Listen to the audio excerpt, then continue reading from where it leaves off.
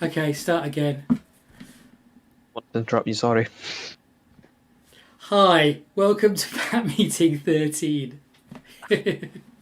I have just spent the last 9 minutes doing my best ever broadcast. Unfortunately, I didn't press record on YouTube, so we've got to do it all again.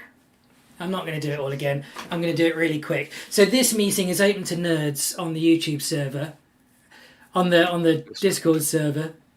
And basically that's because anyone who's a nerd is taking a picture of deep space. Now I'm hoping that later on we're going to go through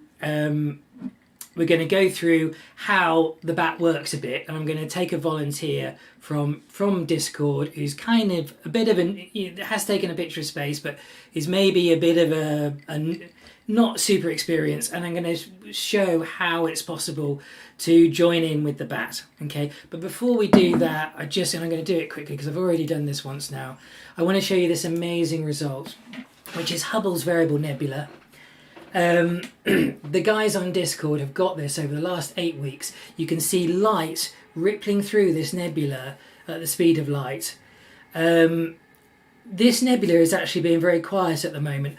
When it goes bat crazy, which it might do because it's a baby star, and every so often it just at the moment it's pulsating, right?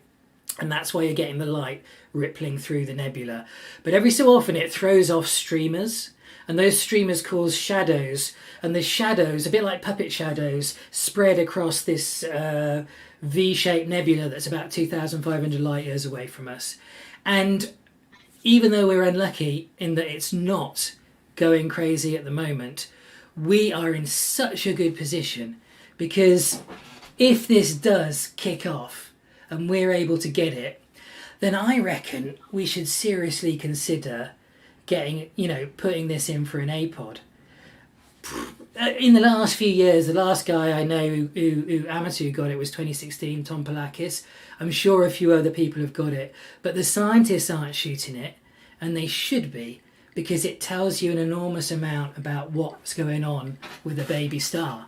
This sort of shadow puppet projection thing tells you what's happening, in something that you can't see, i.e. a baby star. It's too small really to see. So I think this could be massive news, and I think we should put it in for an APOD.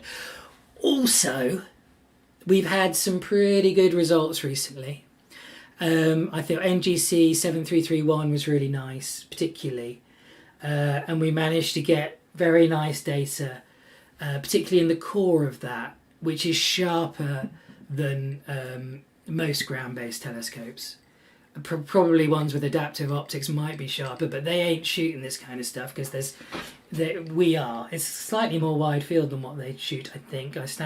Someone can tell me if I'm wrong about that, but I suspect we're slightly more wide field. Anyway, we should start thinking about APODs. Now, I happened to interview Chuck from Chuck's Astrophotography because I wanted to make, sorry, I just spotted Dimonti. Honestly, we should try and put every bat result on APOD.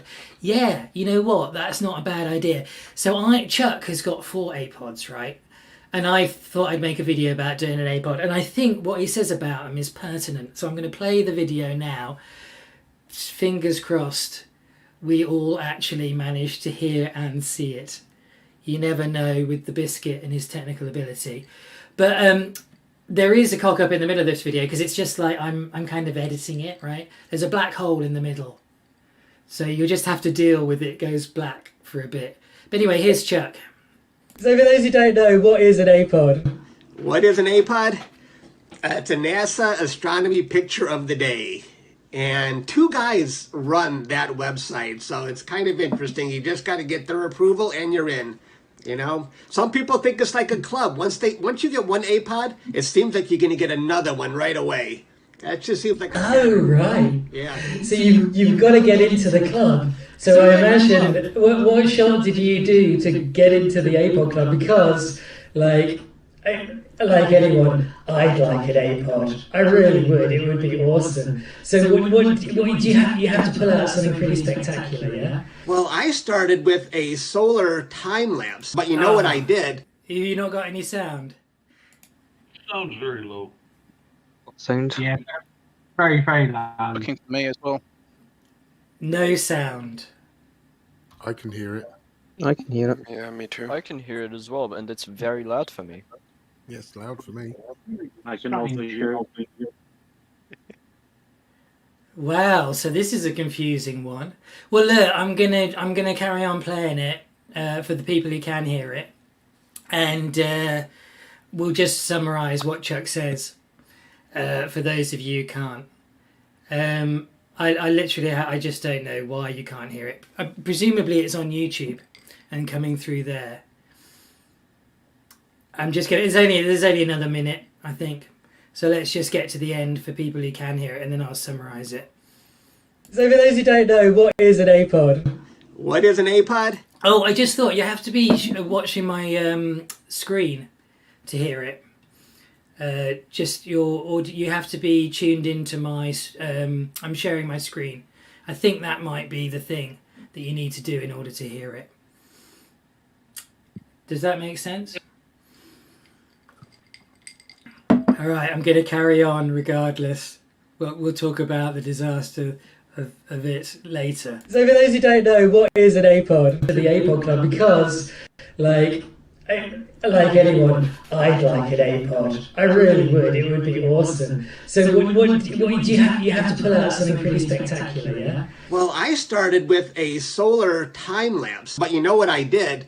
I sent them an email and I said, tornado on the sun, anything to get their attention. Maybe they'll open my email.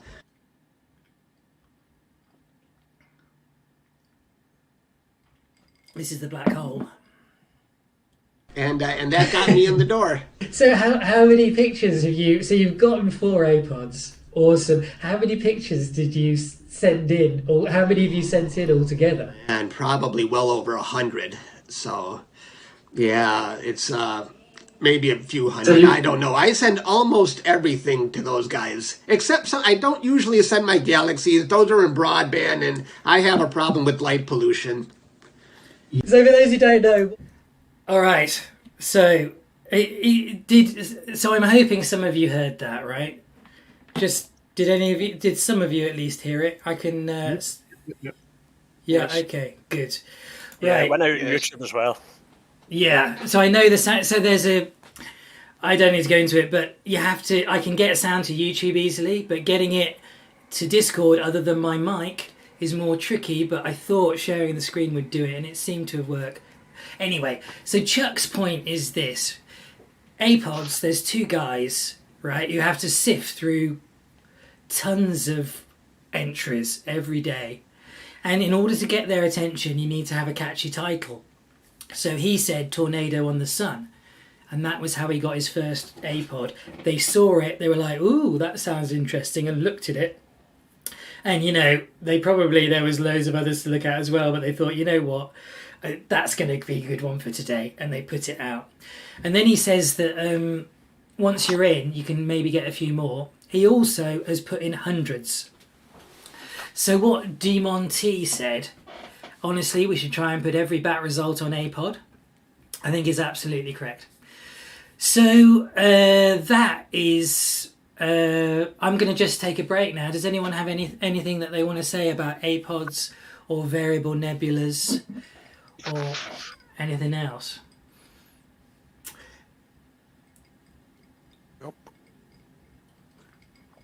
If we do start doing APODs, we're going to need someone to send them off and think of the clever title and all the rest of it. It's certainly a bat mod role if someone's up for it. Yes. You could potentially become a bat mod. Okay, and the other thing is the variable nebula. Does anyone who's been working on it want to talk about that? Yeah, and perhaps the amazing fact is, I think you used a 20-inch telescope, and we are using basically 5 to 8-inch telescopes and still see these light ripples. So this is quite amazing, I think. It is so amazing. We have really high data quality. Yeah. It is amazing. In a sense, that's the whole foundation of the bat, is the fact that the big telescopes can't beat the... Oh, I'm hearing myself. the big telescopes can't beat the wobbly atmosphere. So, in fact, us guys with small telescopes can match them. And the fact that we're able to get hours and hours of data rather than just 30 minutes allows us to, in fact, surpass them. But we do need, but having said, in order to do as well as them, we need to have some supersonic images. And there's a few here who are supersonic. And Mr. Crazy Physicist is definitely one of them. So I'm really grateful to have you guys aboard. It is astonishing. It's genuinely astonishing what's achieved. Fingers crossed it actually does start going crazy, because we'll potentially be the only people on Earth getting it. Certainly we'll be the only people who get it for weeks and weeks on end. And I think it'll potentially be quite big when we start showing it around. I think actually the scientific community will take note as well.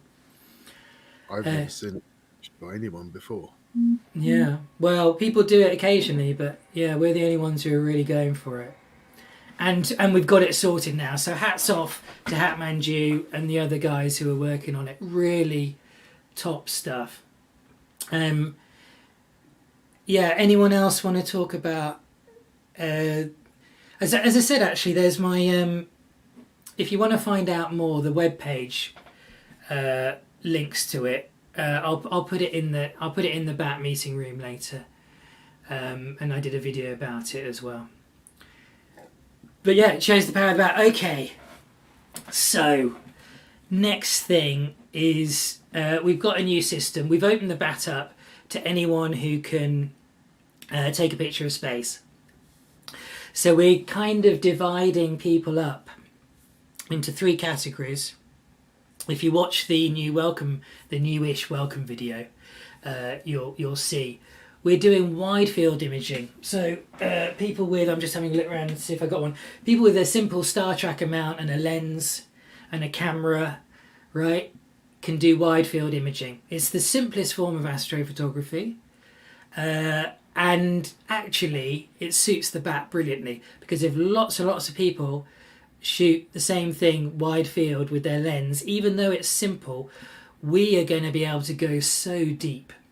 And we're looking at the Milky Way right now. We're looking at Orion, which is lots of objects there in the near part of the Milky Way. So they're actually pretty big. And I think the wide field is a tremendous thing to do. So you don't have to be amazing at astrophotography to contribute to that. You just need a tracker and a camera and a lens. Then we've got regular images. Regular images are kind of like, you've got your EQ5 or your HEQ5 mount. You've got a 80mm APO refractor or 150mm reflector, right? Kind of your standard, what most people get when they get hooked. It's kind of like, okay, I want to take pictures, like a really nice picture of Andromeda, I'm gonna get this kit. So we're open to people with that kind of gear now.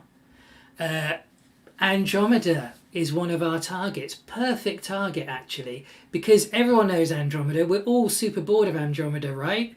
Right? Well, actually, let's have a look at our picture of Andromeda that has been put in bat targets. Right, so bat targets is where you go to choose what target you're going to join in with. And here's the picture of Andromeda. And how many of you knew, I didn't, that there's hydrogen gas floating around in our galaxy, around it. So with the bat, with people sharing data, we're able to go deeper than most people can go on the forums. And even something like Andromeda is surprising. Okay? And then we've got high resolution images.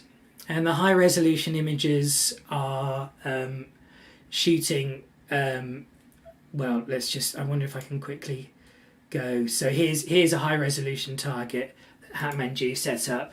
These are really rare targets. This is in work in progress. So Abel probably says there actually. It doesn't. Six. Eight. What is it? 6. 6. Right. Really rare target. I mean, I think a lot of the guys who do the Hubble's Variable Nebula are kind of our high resolution images. High resolution images tend to have scopes 8 inches or bigger. They've got good cameras and they know their stuff. And in order to become a high resolution imager, it's pretty on the nail actually. You need to drop a sub. You need to take a sub. I think most high resolution imagers have got mono cameras. You need to take a sub, drop it in this channel. It's called Test My Scope, right? And we've got wonderful bat mods. Look, here's people. All the people who've dropped. Someone's dropped a sub there. Tim did. And we've got wonderful mods who check your subs and find out how sharp your scope is, right?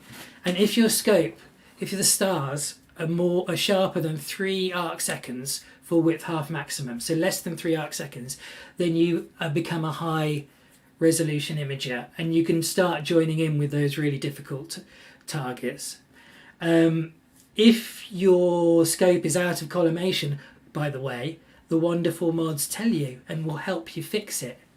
So it's well worth everyone. It doesn't matter if you've got a 4-inch refractor or a 10-inch Newtonian. Drop a sub in here, and you can get it tested, and you can get your scope working as well as it can. Because on the bat, we want your scope to be working as well as possible, so that we can come out with fantastic images.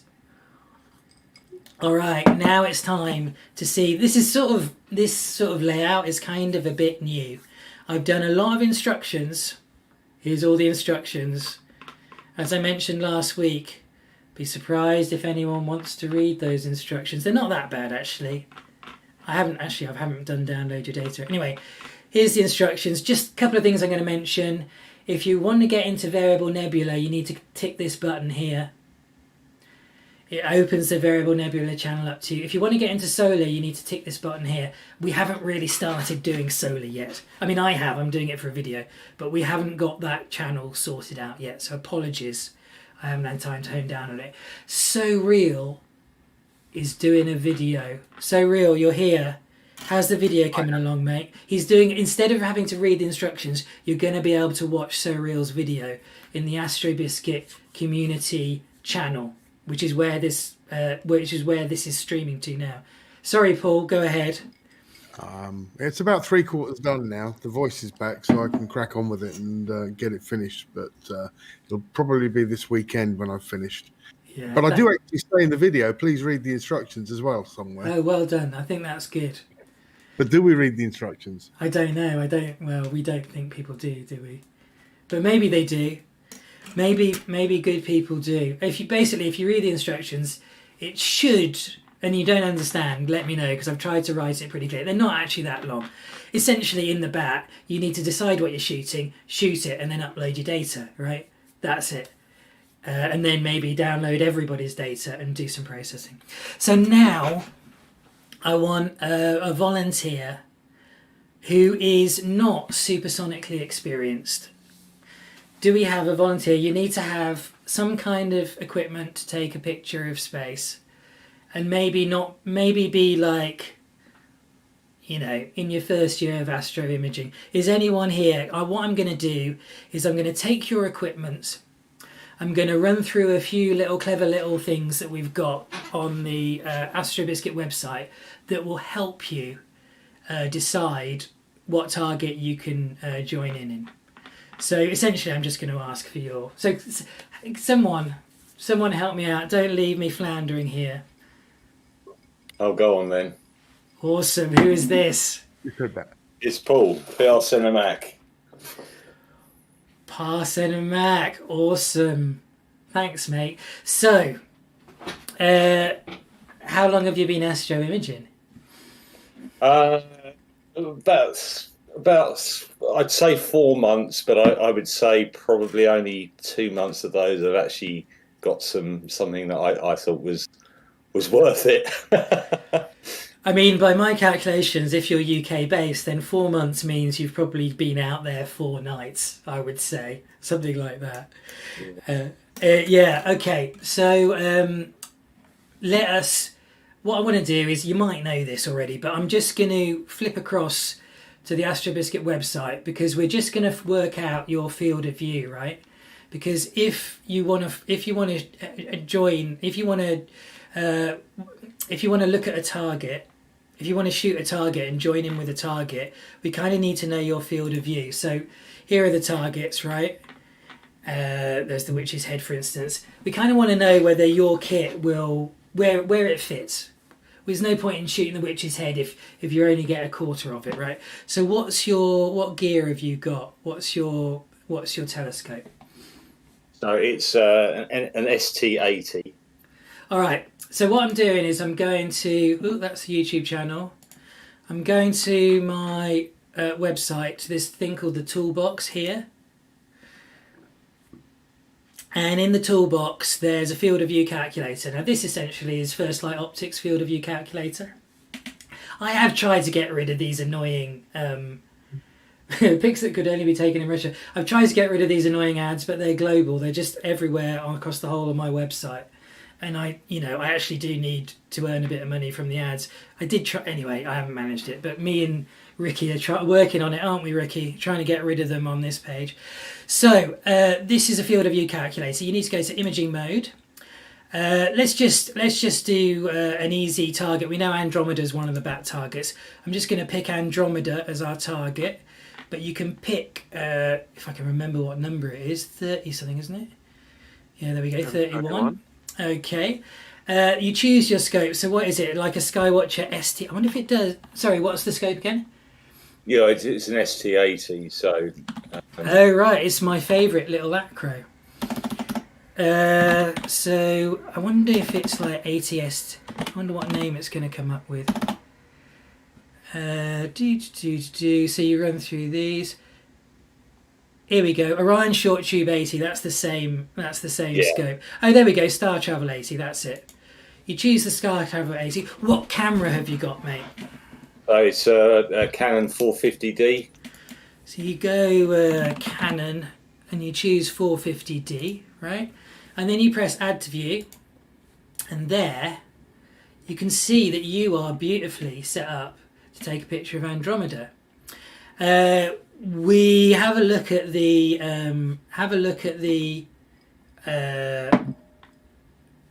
I'll just quickly go to bat targets again. Hold on, how do I do this? Come on, brain. Let's just quickly get back Andromeda. I think. So what are we thinking? Are you able to get it to that kind of thing? You're a little bit, annoyingly, you're probably a little bit too, your field of view is a little bit too small.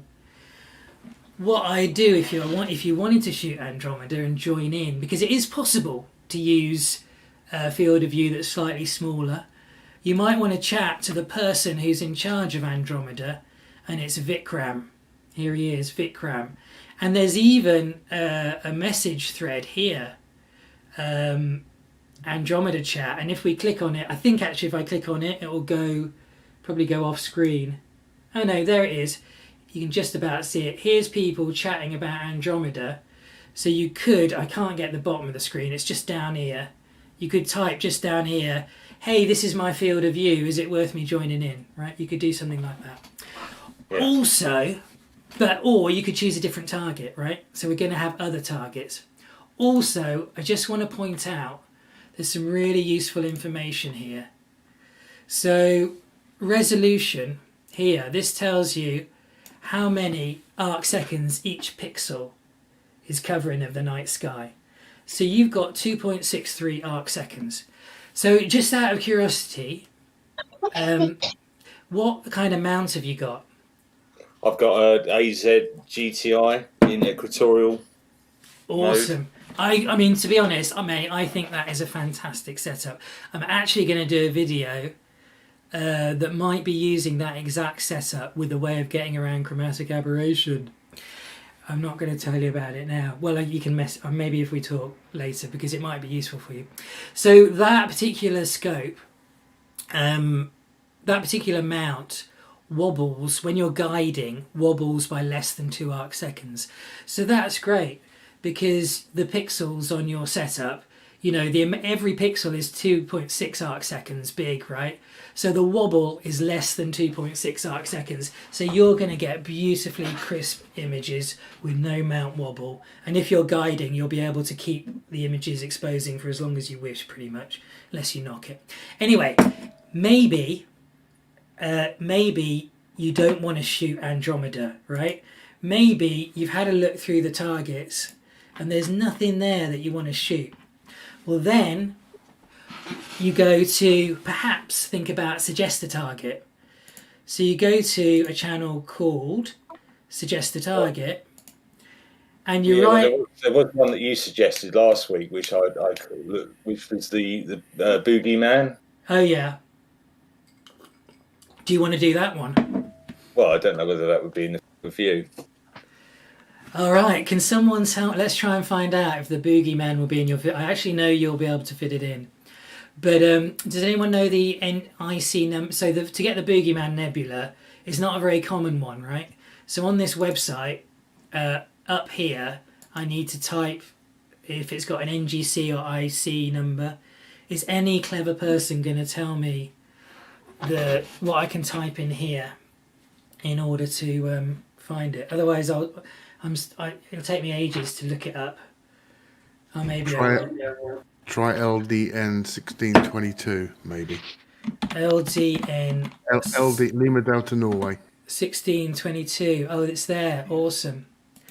LDN 1622. So now we can add this to the field of view, and there you can see, although it's only got the middle bit, the Boogey Man Nebula does fit into your field of view.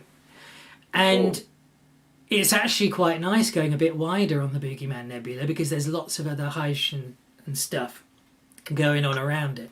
Orion is just full of stuff. So maybe what you want to do is go to suggest a target and say, how about the Boogey Man Nebula? I mean, I'm about to type it in now. And I'm doing it with typos because that's how I am. Yeah, I did actually put in there. Did you? About people joining me, some newbies, because I thought it might be a good one for some newbies to have a go at as well. All right, so sorry, I'm going to delete my one. Where did you put that in first of all? You just see it if you go. No, just go down. Go down. So I saw a little here. Oh, here. Yeah, likewise, any new bats. Take on the Boogey Man with me. Right, awesome. So what's going to happen? What you should do, right, is I could create a thread now called the Boogey Man, right? Here. Yeah. You can click. Hold on. You click this. Create thread. What I reckon would be great, because if you want to shoot it, you need to get a little bit of people excited, right? They're not sure what to do. I think it would be a great idea to put a picture in there of it, and then say shoot the boogie with me. It's for regular images, yeah. And I'm a beginner, so all beginners welcome, whatever. And then create a thread, call it the Boogey Man Nebula. And if 4 people join you, we will make it an official bat target, and it will be like one of these in here. You've got to try and get 4 people to agree to do it with you, and then it'll become official bat target.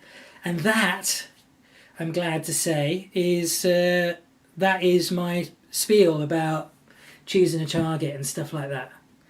So yeah, I think I have really said everything I wanted to say for this week, actually.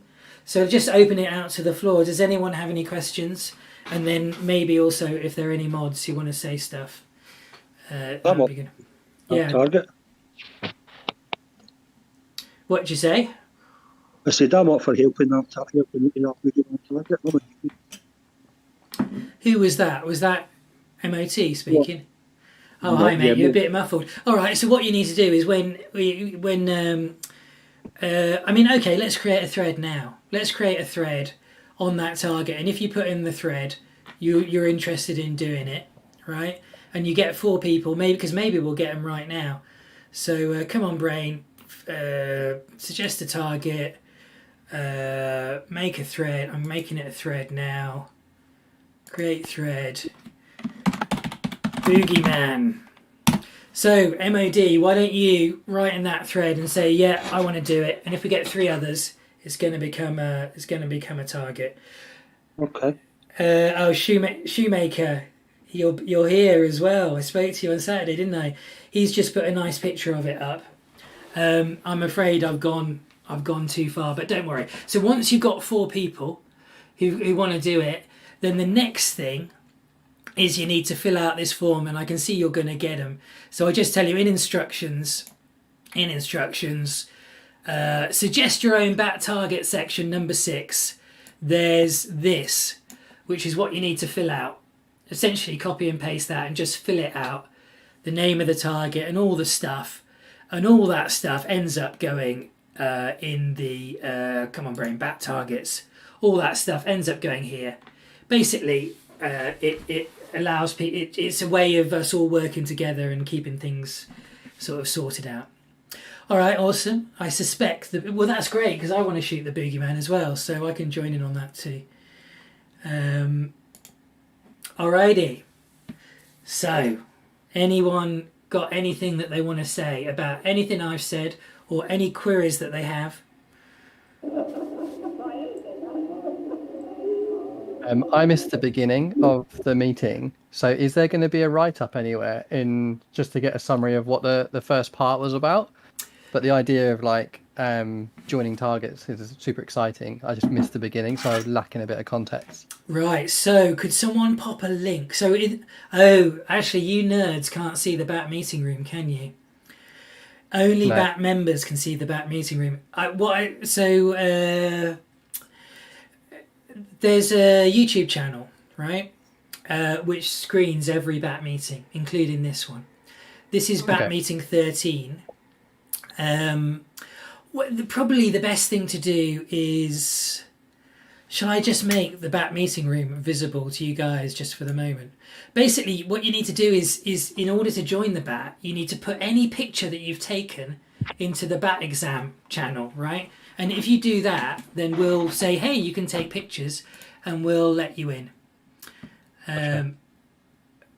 But I guess for now, if I can do it, if I can figure it out, I will quickly try and put nerds as people who can see. We have a channel that everyone writes in. Oh, I'm not very good at doing things that are spontaneous like this. But hopefully this channel has opened up to all you nerds who are here now, called the BAT Meeting Room. And I'd be very grateful if someone could pop in a link to the video. The link's up. Links up. Oh, awesome. So there's people putting the link now. Awesome, thank you. So you can watch this.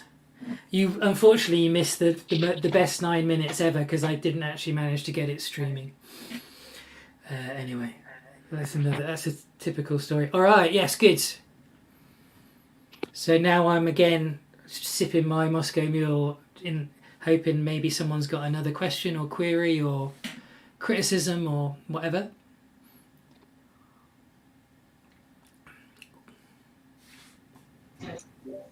Yeah, perhaps one comment. So I think there are already a lot of nice targets. Unfortunately, my weather is quite crappy and will remain so for at least another week. So I think that's currently the biggest issue. Well, so I would really like to contribute to all these targets, but I cannot image anything.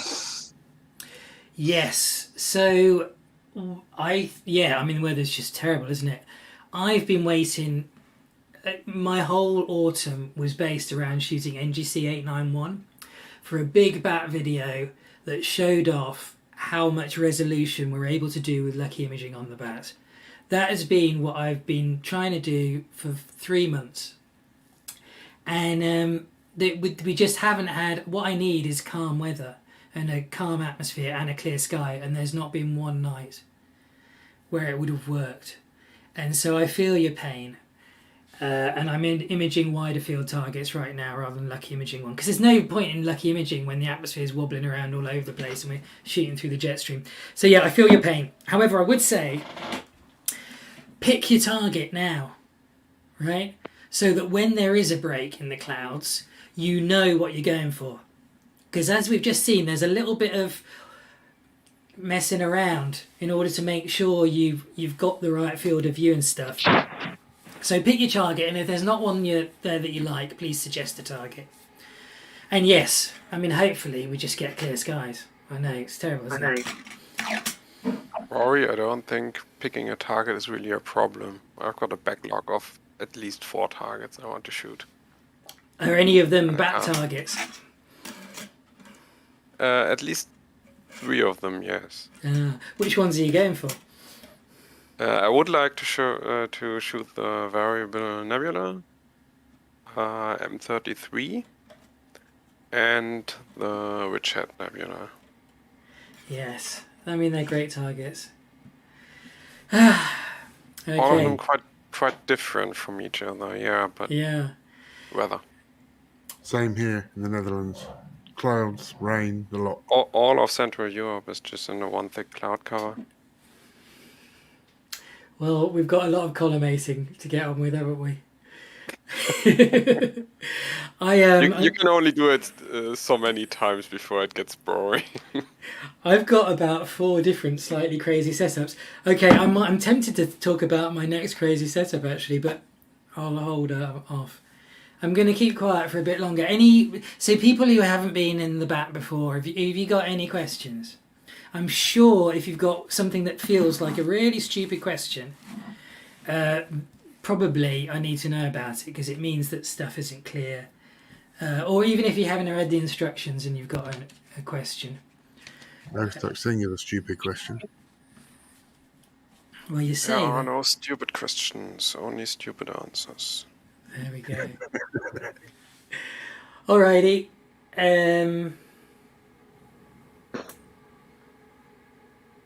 Anyone? What's like the minimum focal length for the bat? Here, because I have this I just heard someone ask, "What's the minimum focal length for the bat?" Who was that? Because it was quite hard to. Yeah, it was Gordon Freeman. Gordon Freeman, hi mate. Sorry, you're a tiny bit quiet. What's the minimum focal length? Right, so there's no minimum focal length. Well, okay, like 135 millimeter is probably the minimum focal length. I tell you why, because we've got wide field targets as some of our targets. So if my brain can kick into gear. Right, what's the minimum focal length? Right, so there's no minimum. Oh, someone's got my YouTube channel going. That's confusing. Why has my bat targets disappeared? Bat targets. So up here, for instance, is the Spaghetti Nebula.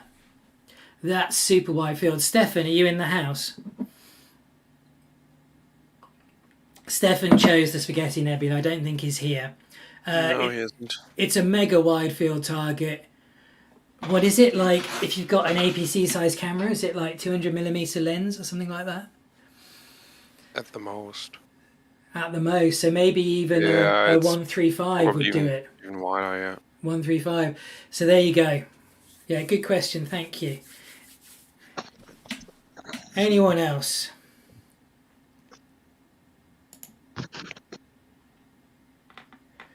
Alrighty.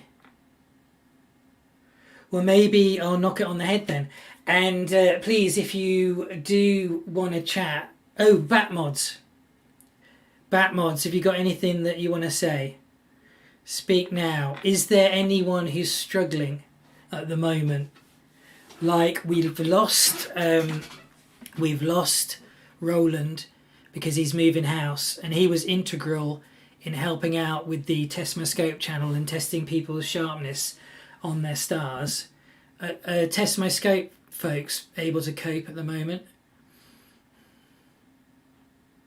Maybe not many of you are in. I think Ewan's not in. I think there's a big influx of people right now. There's a big influx, yeah. No, I don't think. Oh, you don't think there is? Not many.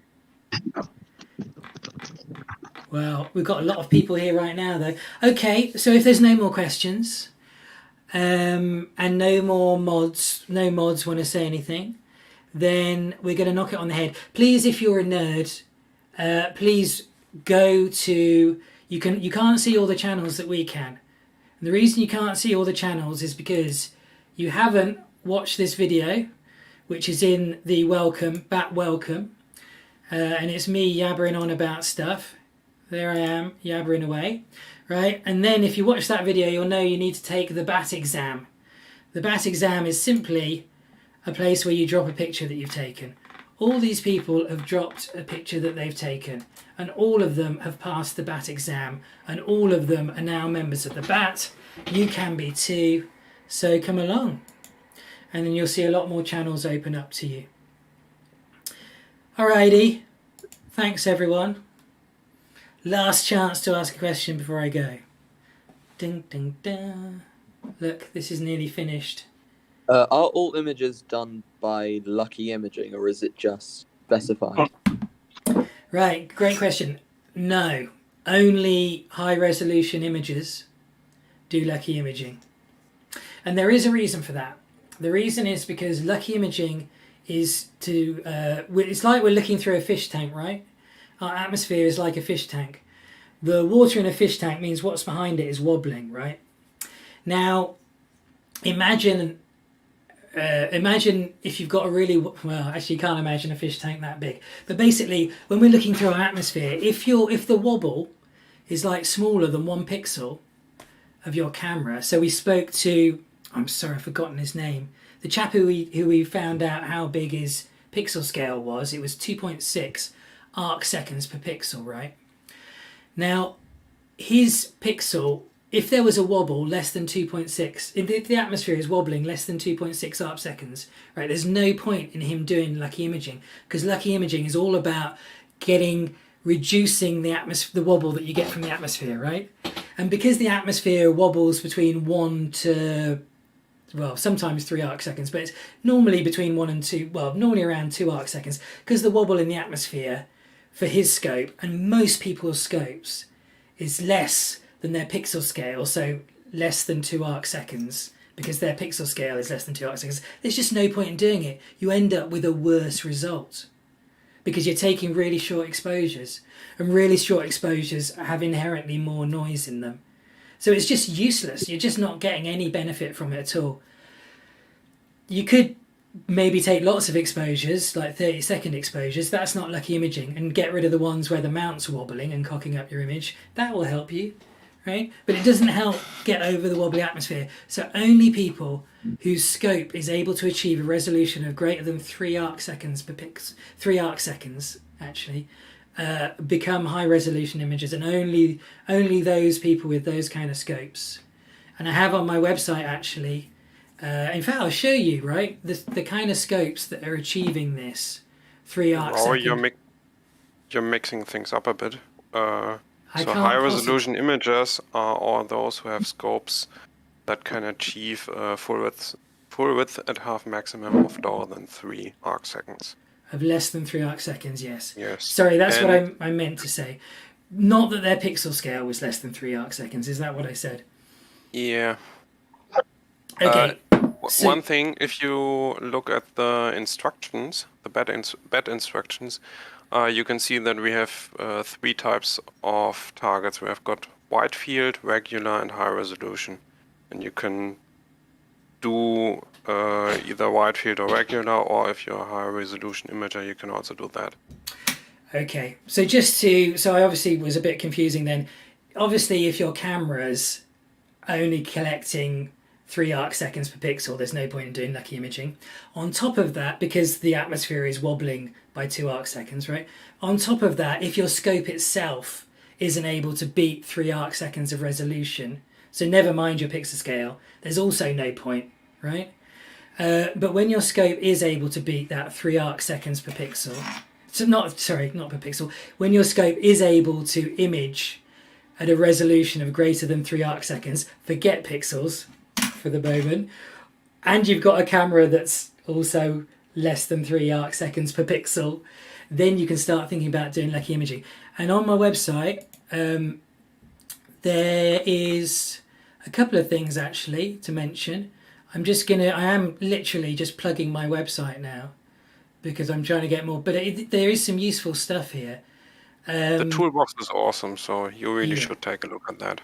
Toolbox is awesome, but I just want to show you something that's got pictures of The sharpest scopes is down in the bottom.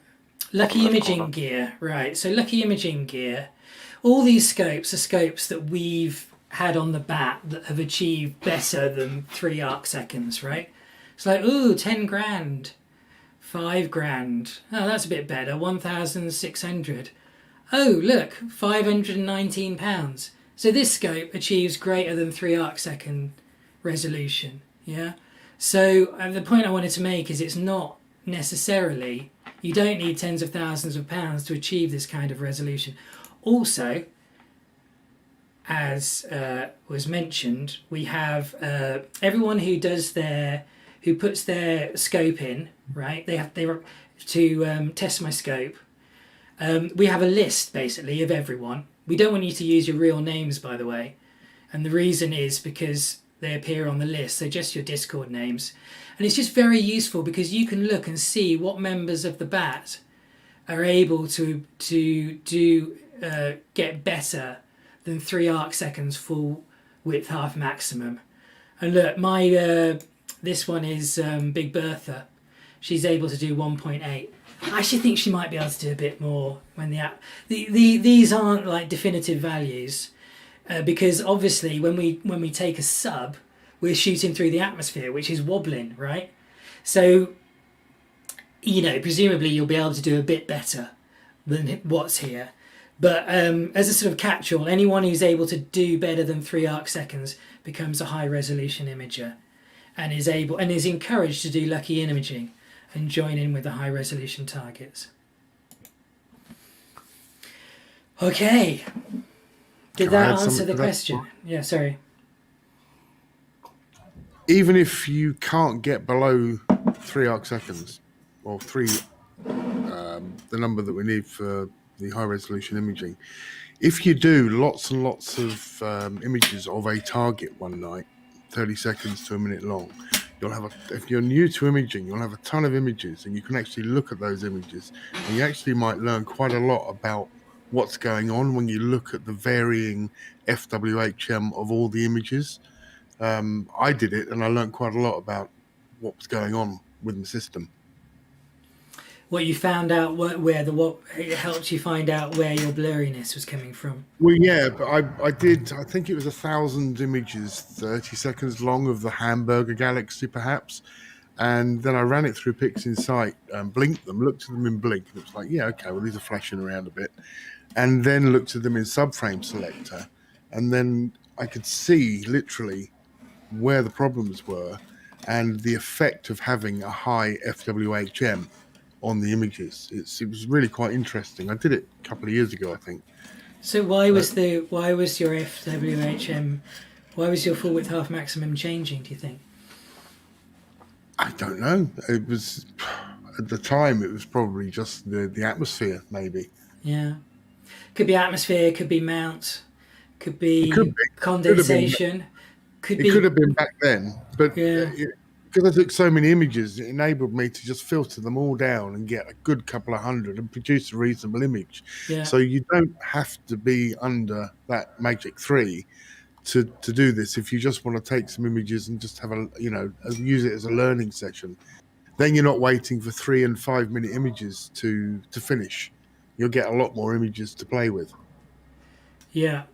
Lucky, just to be very particular, the actual lucky imaging, when you start to beat the atmosphere, really it's about a second long exposure, something around there. And the 30-second exposures, it's possible in some sense you beat the atmosphere because you might have like a 10-minute patch of calmer weather, and in that sense you're beating the atmosphere a bit, or the odd fluctuation. But real lucky imaging it's below 10 seconds, really around really it's 10 milliseconds or around there is really ultimately where we need to try and get to. And actually that is not impossible, believe it or not, but it makes a very noisy image. Yeah.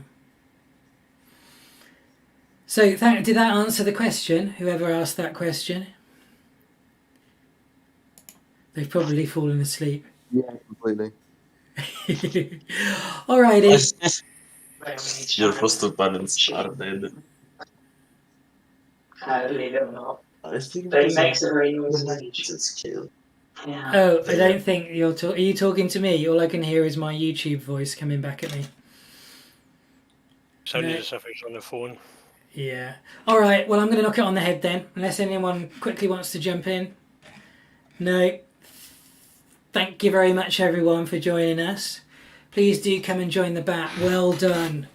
Massive well done to the Variable Nebula folks. If you're interested and you've got the gear to shoot Variable Nebula, and you're having trouble using Discord, just message me at Astrobiscuit. I'm really keen to get you on board, particularly with winter coming and all the clouds. We're going to need probably more people helping. So anyway, thanks very much. Bye, everyone. Have a good week. Bye. Bye. Bye. Bye. Bye. Bye. Bye. Bye. Bye.